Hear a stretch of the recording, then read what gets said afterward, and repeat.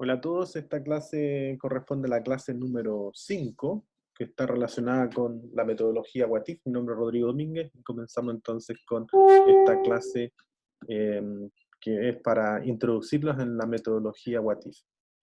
La agenda de presentación se ve un poco extensa, pero en realidad es cortita. Esta clase lo que busca es que le demos más espacio al taller que al aspecto teórico que reviste la propia clase.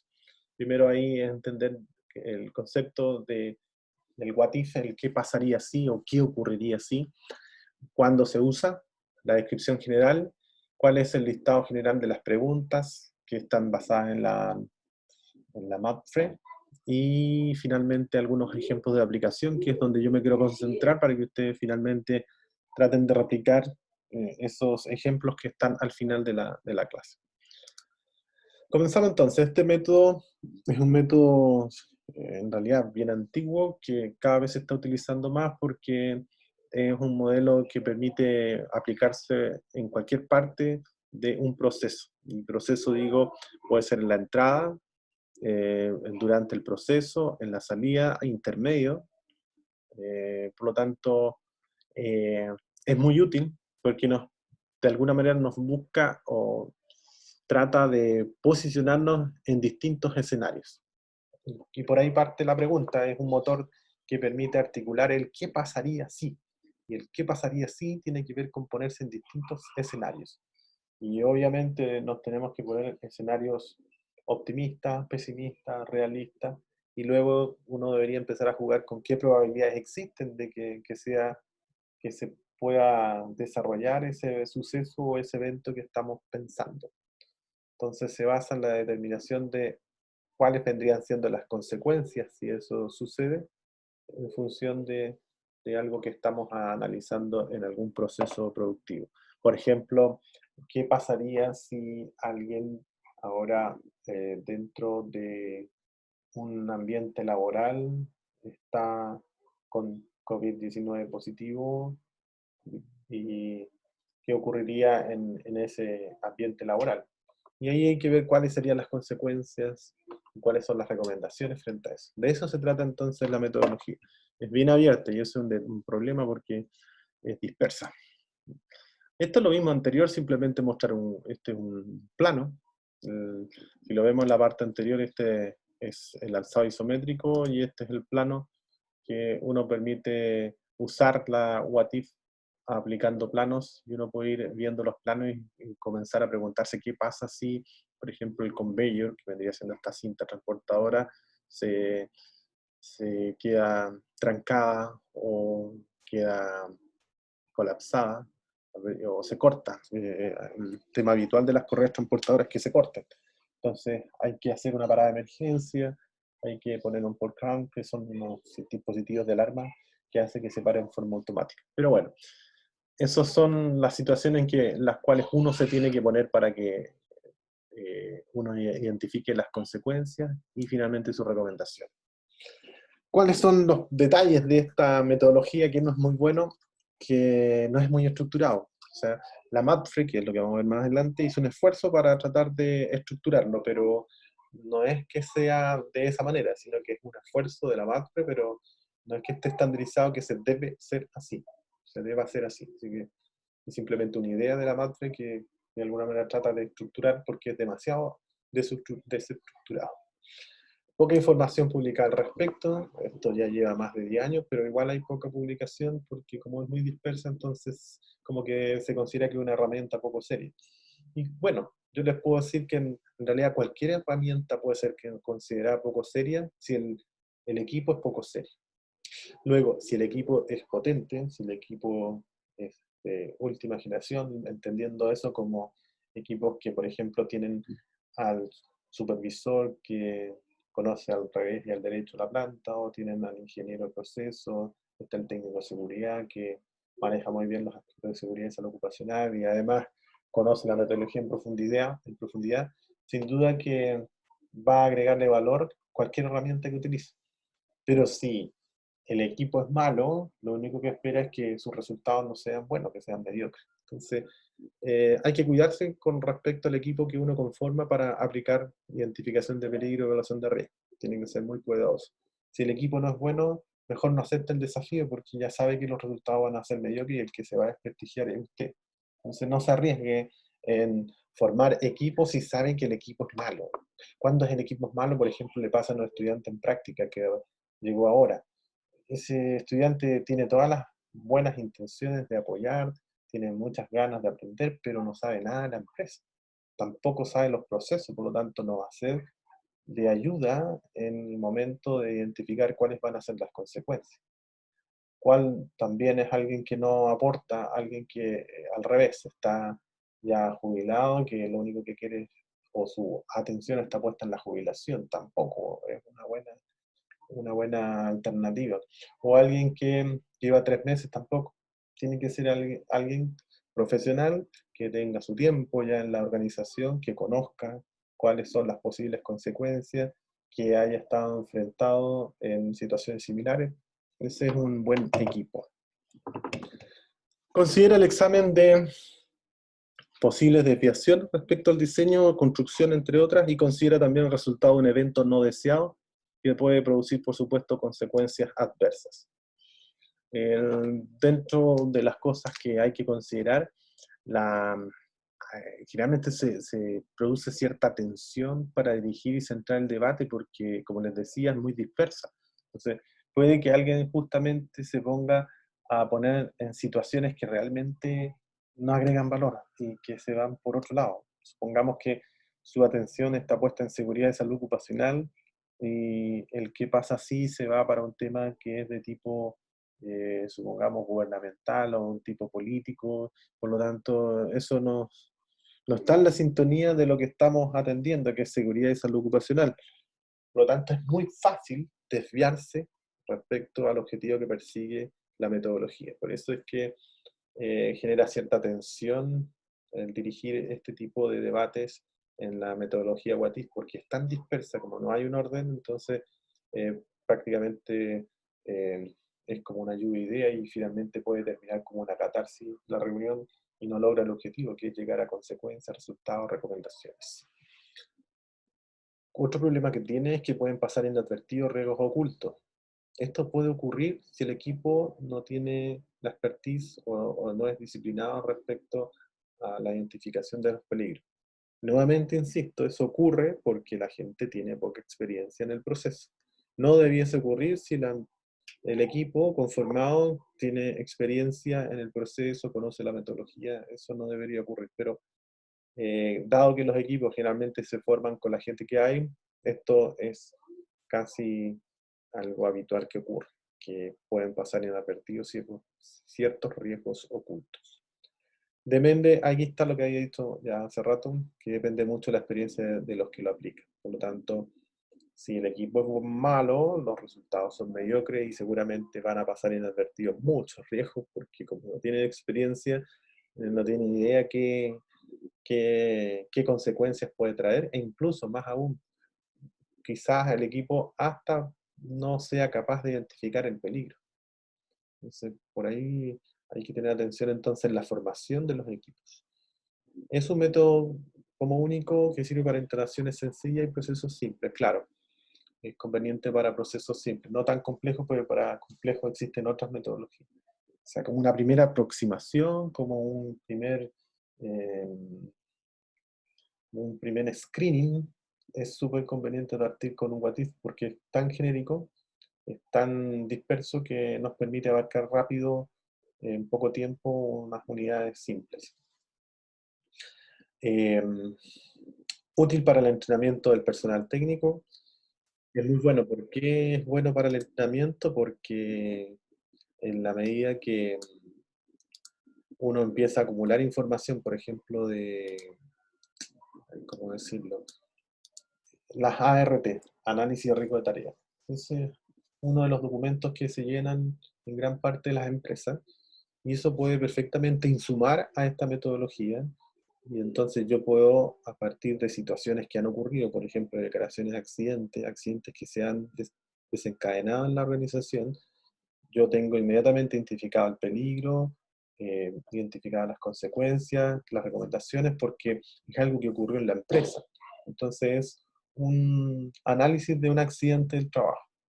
Entonces, en vez de comunicar ese análisis del accidente del trabajo a través de una hoja, que es la que uno llena el día, y después viene la investigación del accidente, eso se puede resumir en un what if. Entonces, me va a permitir entrenar porque voy a decirle al trabajador, mire, si usted hace esto, que estamos con el if, ¿qué pasa si? ¿Qué pasa si, por ejemplo, usted no utiliza los protectores que están en la máquina que está utilizándose para contar elementos filosos? Entonces tiene una placa protectora. Si no ocupa esa placa protectora, podría eventualmente quedar sin el dedo mayor o sin el dedo meñique, no sé cuál sea el dedo, pero el dedo que estuvo involucrado en el accidente. Entonces uno empieza a decir, si usted hace esto, esto podrían ser sus consecuencias y estas son las recomendaciones. Y después remata, esto ocurrió efectivamente aquí en la empresa y a XX le pasó que ahora su dedo no lo tiene, porque justamente no ocupó ese elemento de protección. Entonces, por eso sirve para el entrenamiento, porque nos permite ventilar accidentes que han ocurrido o potenciales accidentes que podrían ocurrir. Entonces, por eso es bueno. Es decir, ¿qué pasa si? Y proporciona pistas de análisis que deben ser, por supuesto, estudiadas en otros estudios, perdón, deben ser estudiadas en otros métodos más sofisticados que el propio WATIF, porque hay más metodologías. Recuerden que vamos a ver varias.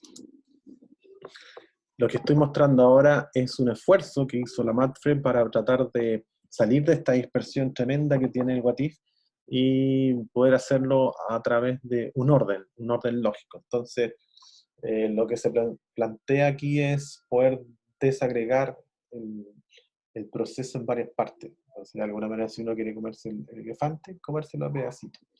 Entonces, lo que se hace, se desagrega un proceso en equipos, servicios, y vamos a ver otros elementos que vienen más adelante.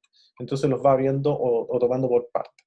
Entonces, se plantea que en una organización, en una planta industrial, lo que puede salir mal son los equipos, fallos en los equipos, material de instrumento. Entonces, bajo esa premisa de que los equipos fallan, y que los materiales también pueden tener con falla, igual que los instrumentos, parte con la primera pregunta.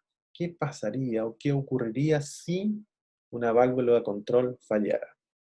Luego otra, ¿qué ocurriría si un intercambiador de calor perdiera producto? ¿Qué ocurriría si no funcionara la termocupla? Entonces, si se dan cuenta, son todas situaciones hipotéticas sustentadas en la realidad. O sea, la idea es tampoco ponerse en situaciones que efectivamente nunca se van a presentar, y cuando digo nunca es porque nunca, ni siquiera nula, sino que no podemos, por ejemplo, ponernos en situaciones de qué pasaría si no funciona la termocupla si no hay termocupla. Me explico, ¿no? O sea, tiene que ser consentido y consciente de lo que hay en la empresa. Por ejemplo, es una instalación que está a la intemperie y por supuesto está expuesto a las condiciones climáticas y vean la, la nieve, esto se da mucho en la minería. Por lo tanto, los equipos todos deben tener la suficiente resistencia a materiales para soportar los cambios de temperatura que hay en la alta montaña. Ahí tenemos fallas de servicio. ¿Qué ocurriría si fallara el sistema de refrigeración? ¿Qué ocurriría si existiera un fallo de vapor? ¿Qué ocurriría si se produce un blackout? Blackout es una caída de tensión. Ayer hubo un corte de energía eléctrica y seguramente algunos artefactos murieron, porque si no tiene un sistema de backup para proteger esa caída de tensión, puede provocar daño en el equipo. Por ahora solamente me estoy concentrando en los tipos de preguntas. No me estoy concentrando en lo que son las consecuencias y las recomendaciones, pero este es el motor con el que parte la metodología. ¿Qué pasaría si? Nótese a modo de orden, el ítem que estoy evaluando es el 1, y el que sigue el 1.1, 1.2, 1.3. Esa sería la forma. Igual como estuvimos haciendo las checklists, de esa misma manera deberíamos trabajar con el what if. También puede haber, por ejemplo, problemas en la alimentación. Entonces estamos viendo en la anterior fallo de equipos, los equipos que son los que están ahí. Están los fallos de servicio, que no forman parte del proceso, sino que son servicios, sirven al proceso, son procesos habilitadores. Por ejemplo, si lo dividimos al plano, un poco para que se vaya entendiendo, al plano educacional, al plano académico, la clase que estamos haciendo ahora online es el proceso medular de lo que es la educación superior. ¿Qué procesos habilitadores existen? La biblioteca, el servicio alimentario, bueno, de hecho se llama servicio de alimentación, porque son procesos habilitadores, no forman parte de la docencia. Están habilitando el proceso de enseñanza-aprendizaje, pero no lo habilitan. Están simplemente al servicio de. Por eso es que se llaman servicio. Servicio entonces no forma parte del proceso, sino que sirven para que el proceso permita su desarrollo, son habilitadores. Ocurriría si falla el sistema, por eso el sistema de refrigeración eh, nos permite que el proceso se desarrolle conforme a lo que está en las descripciones del proceso. En este caso, por ejemplo, refrigeración, seguramente a lo mejor no es necesaria la refrigeración. Si yo le saco la refrigeración, seguramente voy a poder producir, pero con alto riesgo de pérdida de producto, con alto riesgo en términos de seguridad, de salud ocupacional. Entonces, se requiere refrigerar, pero no se requiere para transformar la materia prima A en un producto B. Vapor, también se requiere vapor. La energía eléctrica, obviamente, que es un servicio. Luego viene la alimentación, lo que yo necesito. Aquí sí que ya esto forma parte del proceso. Entonces aquí marca la diferencia entre las líneas de proceso y las líneas de servicio. Líneas de proceso es por donde se transportan las materias primas, productos intermedios y productos terminados. Esas son líneas de proceso. Y las líneas de servicios, ahí es donde se transporta vapor, aceite termal, que es aceite termal para el calentamiento de equipos, aire comprimido para la instrumentación, agua, tanto para enfriamiento como agua para la provisión de refrigeración o enfriamiento, agua de lavado. Todas esas son líneas de servicio. Luego vienen sucesos especiales, que son los que asocian principalmente a temas climáticos, como por ejemplo bajas temperaturas, velocidad de corrosión, terremotos, entre otros. Las interfaces son súper importantes, que tienen que ver con los cambios de turnos. Los cambios de turnos son interfaces. Entonces, ¿qué pasaría si no se mantiene el nivel de interfase en cualquiera de los siguientes casos? Proceso de vapor, gas inerte, agua, refrigeración, gas de purga. O sea, cuando estoy haciendo el traspaso de una fase a otra, son interfaces. Un ejemplo es el cambio de turno. Otro ejemplo es cuando estoy cambiando de producto. Estoy pasando, por ejemplo, de una descarga de carbón a una descarga de semillas. Entonces ahí hay una transición. Esa transición hay que cuidarla porque debo asegurarme de que estén las condiciones adecuadas y óptimas para partir haciendo la descarga de semilla, luego de haber descargado carbón. Si se dan cuenta ahí se podría eventualmente generar una contaminación cruzada. Eso es lo que hay que evitar. Entonces, todas estas son situaciones hipotéticas. Válvulas de seguridad se toman aparte porque son procesos de liberación. ¿Qué ocurriría si una válvula de seguridad fallara? ¿Qué ocurriría si algo se activara la apertura de una válvula de seguridad? Son situaciones hipotéticas que podrían ocurrir y que se están formulando en realidad porque ya ocurrieron alguna vez. ¿Sí? Esto de los planes de emergencia y programas, yo los eliminaría de la metodología, yo los dejo porque soy respetuoso de lo que publica la MATSE, pero en realidad para planes de emergencia mejor hacer un plan de emergencia.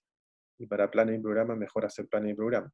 Pero sí nos sirve a modo de checklist de qué ocurriría en caso de emergencia. Bueno, tener un plan.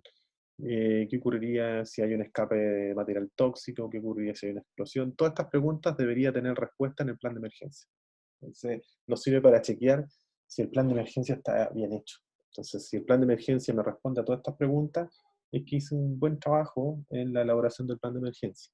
Si hay algunas de estas que no están respondidas, entonces es tiempo de actualizar o de modificar el plan de emergencia de tal manera que dé respuesta a estas preguntas de escenarios que plantea el WATIF. Lo mismo para los planes y programas asociados a seguridad, asociados a emergencia, entre otros.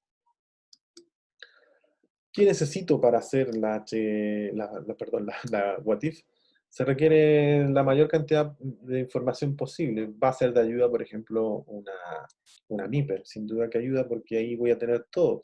Voy a tener por un lado la fuente del daño, que estaría dado en función del peligro. Voy a tener las consecuencias, en alguna parte por aquí donde están las consecuencias, debería que leerlas, y las medidas. Uno esperaría que las medidas que se incorporen se hagan en función de la jerarquía de control. Me parece que ya la mencionamos, pero nunca es malo reforzarla. La primera es eliminación, luego sustitución, control de ingeniería, control administrativo, señalética, EPP. Ese vendría siendo el orden jerárquico. Y esa jerarquía de control es la que uno espera que ustedes utilicen. Fíjense arriba, el detalle dice aquí medida de control, ahí lo que sea, pero el CA significa que es control administrativo. Es buena práctica poner esto. Si es que no lo genera en una columna, pero a lo mejor al lado, o quizá al principio poner CA, que significa inmediatamente control administrativo. O sea, yo sin siquiera leer lo que aquí se puso, ya sé de lejos que se trata de un control administrativo, que no es un control de ingeniería. Este es un buen ejercicio para hacerlo con una matriz, que podría ser la misma que ustedes utilizaron en la clase anterior. Sí, no, en la clase de la MIPER. En esa clase ustedes utilizaron, obligadamente tuvieron que utilizar una MIPER. Podrían usar esa misma para hacer este ejercicio de qué tan buena es esa empresa en función exclusiva de identificar cada una de sus medidas de control, las clasifico, y en la medida que, por ejemplo, no sé, al contar, tengo que contar las, no sé, las 100 filas, me doy cuenta que el 80% está sustentado en CA, un 5% en CI y el resto todo es EPP. Entonces, mi visión de esa empresa no es muy buena porque en realidad está descansando mucho en la buena voluntad y el profesionalismo del trabajador y muy poco descansa en lo que podría hacer el empleador respecto a materias de seguridad y salud en el trabajo. ¿Se entiende el ejercicio, no? El ejercicio de identificar solamente viendo la MIPE qué tan empoderada está esa empresa en materias de seguridad y salud en el trabajo. Entonces, ojalá cuando visiten o cuando hagan su práctica o si ya la hicieron, si se quedaron con algún material o cuando inicien su trabajo profesional, obviamente que van a tener acceso a la MIPER. Entonces, hagan la primera evaluación rápida. Cuente todas las medidas recomendadas o las medidas de control, clasifíquelas y llévelo a porcentaje. Y ahí vea más o menos cuán empoderada está esa empresa en materia de seguridad y salud en el trabajo. Y que sería muy bueno comentárselo al que pueda tomar decisiones y que le demuestre con números de que en realidad la empresa debiese hacer un poquito más respecto al tema de seguridad y salud en el trabajo, porque está muy pobre con relación a otras empresas que tienen más en términos de control de ingeniería que control administrativo y EPP. Bueno, avanzo y con esto ya estoy casi terminando. Aquí hay otro elemento que también es útil, que son las hojas de planificación de tareas, las HPT. Va a depender de dónde las encuentre, que pueden ser ART, análisis y arreglo de tareas, va a depender de dónde se insume usted. Pero a partir de esto uno puede deducir cuáles podrían ser las eventuales situaciones que se podrían presentar en la empresa y cuáles podrían ser sus consecuencias, así como sus recomendaciones. En términos generales, esta metodología no es para que la haga solo el prevencionista, la tiene que hacer con un equipo. De hecho, decía yo que hay que hacerse de un buen equipo y que no sean todos prevencionistas, porque si no, no cunde tampoco, porque necesitamos gente que esté en la operación. O sea, no va a ser mala idea a lo mejor que alguien, un operario con vasta trayectoria, forme parte del equipo, porque seguramente conoce muy al detalle, muy al dedillo qué ocurre con el reactor o qué ocurre con la planta de ácido, con lo que sea que quieran preguntarle. La persona lleva tantos años en la empresa que se maneja muy bien en los aspectos de consecuencia. Quizás la explicación de por qué ocurren las cosas no empieza a pillar usted, pero en las consecuencias las tiene claritas. Y la secuencia lógica en la que ocurren también. Y eso le sirve a usted para poder usar la metodología. Usted debe ser más diestra en lo que es la aplicación de la metodología, más que de los resultados, porque los resultados los tiene que capturar del equipo. Y el equipo, se supone, está en el campo, no está en la oficina. El equipo proviene de gente que estuvo en la operación o está en la operación y vive día a día en eso. Entonces, a ellos en forma natural les va a aparecer la respuesta de qué pasa si la válvula de seguridad no funciona. ¿Cuáles vendrían siendo las consecuencias? Él la tiene muy claro. ¿Y qué hacer? También. En la gran mayoría de los casos ellos tienen súper claro qué deben hacer si eso ocurre. Ahí tenemos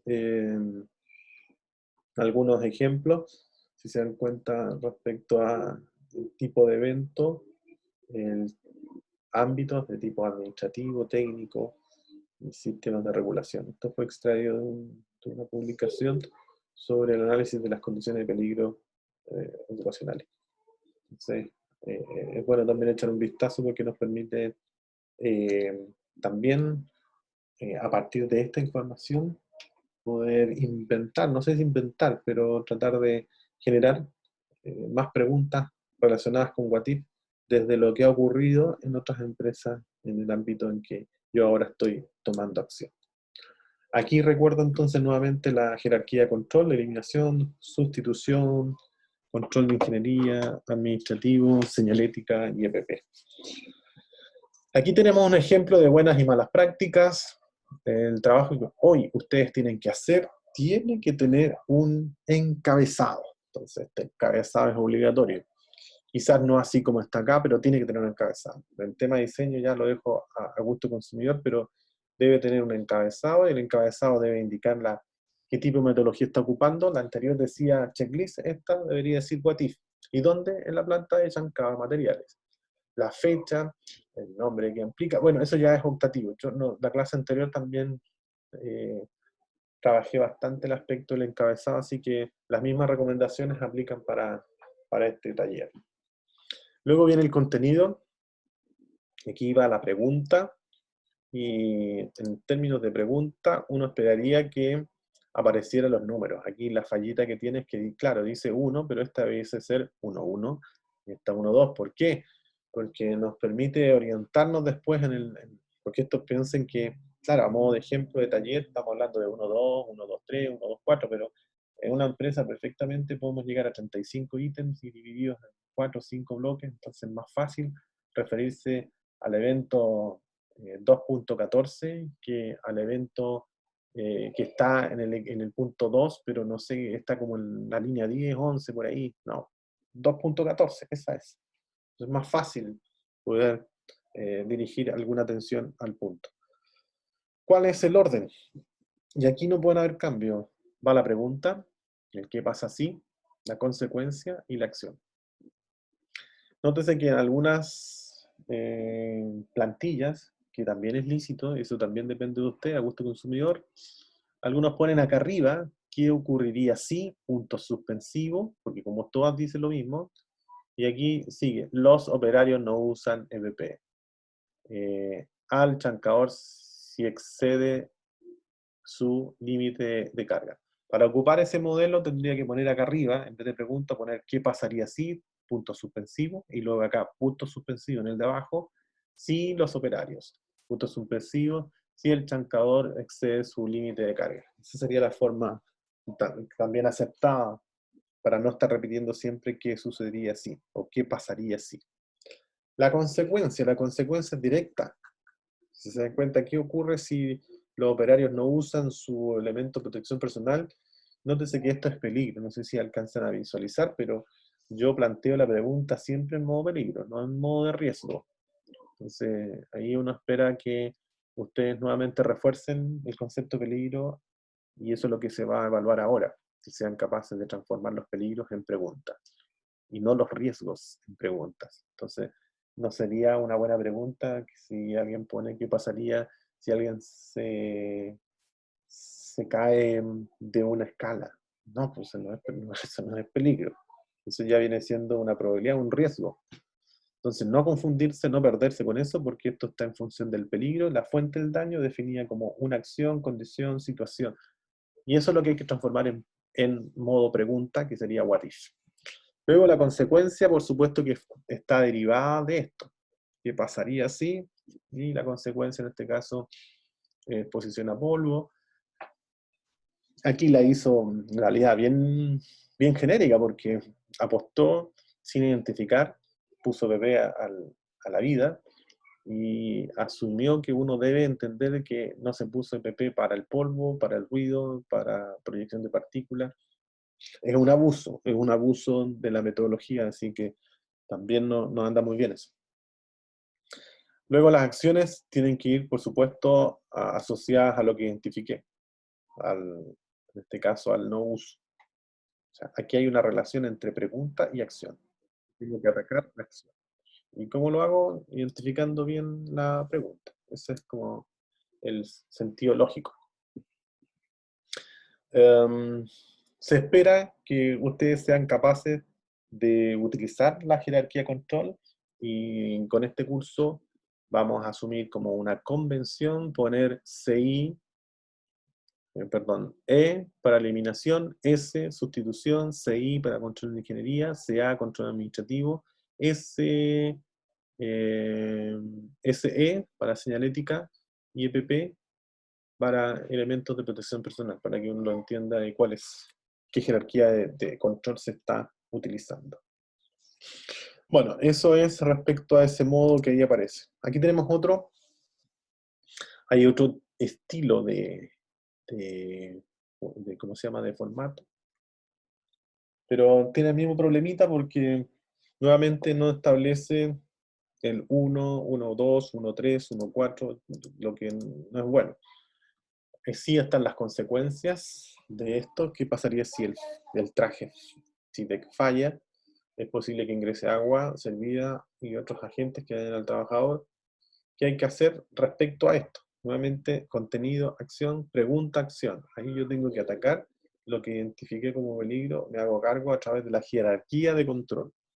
Generalmente los what if van acompañados, y generalmente, no digo siempre, pero generalmente van acompañados de diagramas. Por ejemplo, ahí aparece el procedimiento de limpiado de cámaras profundas de alcantarillado. Ese es un ejemplo, por supuesto. ¿Qué otra cosa? No tipifica el grupo de preguntas, como lo hizo la MAPSEM. Uno esperaría que si hay posibilidades de agrupar, de clasificar, mataría. O sea, que sean capaces de identificar, esto va a ser equipamiento, esto va a ser proceso, esto va a ser temas de oficina. Ahí, a gusto consumidor también de cómo se les ocurre poder ir clasificando. Uno podría ir clasificando por zona, que no tiene que ver con equipos, porque supongamos que la empresa no hay equipos industriales, pero es una empresa de servicio. Entonces a lo mejor podríamos hablar perfectamente de problemas musculoesqueléticos, problemas relacionados a iluminación, luminancia, problemas de si estamos en altura, presiones anormales.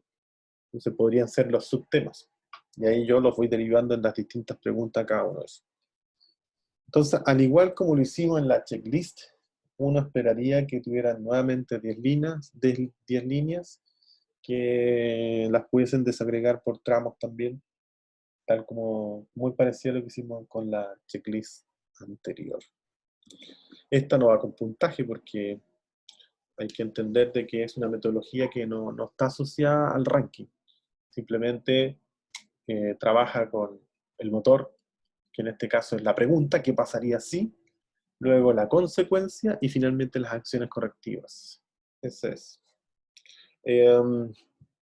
Esto es el fin de la clase, que como había dicho a los que llegaron a tiempo a la hora, quiero comenzar a reducir un poquito más el tamaño, la extensión de las clases con el objeto de dar más espacio a los talleres y que en la medida de lo posible puedan terminar y cerrar el taller en el aula y ya dejar los detalles mínimos para para el sábado que puedan subir. Ojalá, insisto, subirlos hoy, si no ya mañana, y los que ya definitivamente no les alcanzó el tiempo, dejarlo para el sábado. Pero por eso es que lo que estoy haciendo ahora es entregar lo mínimo, lo básico de lo que es el aspecto teórico y de ahí derechamente tirarnos a hacer el taller en sí mismo.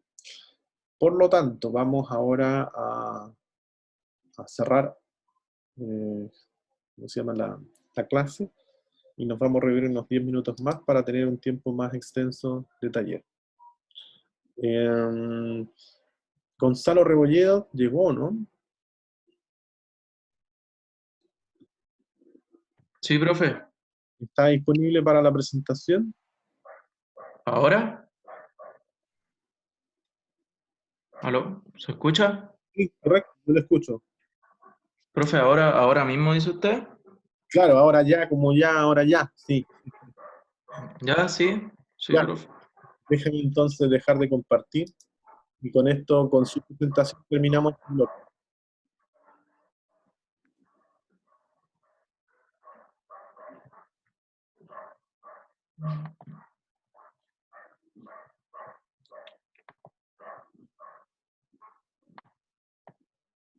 ¿Se ve, profe, o no? Yo veo perfecto. El resto, pero yo veo perfecto. Ya. Mm,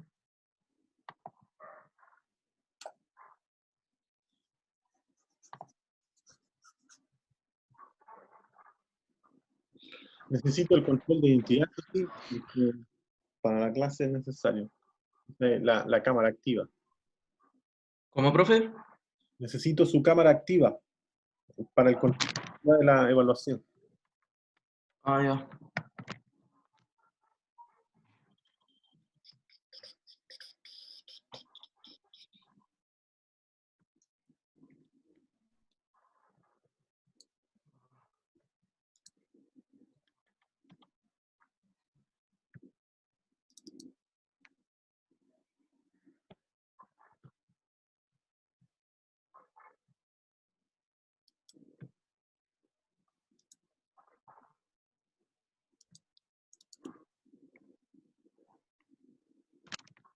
Ya, perfecto. Dele nomás.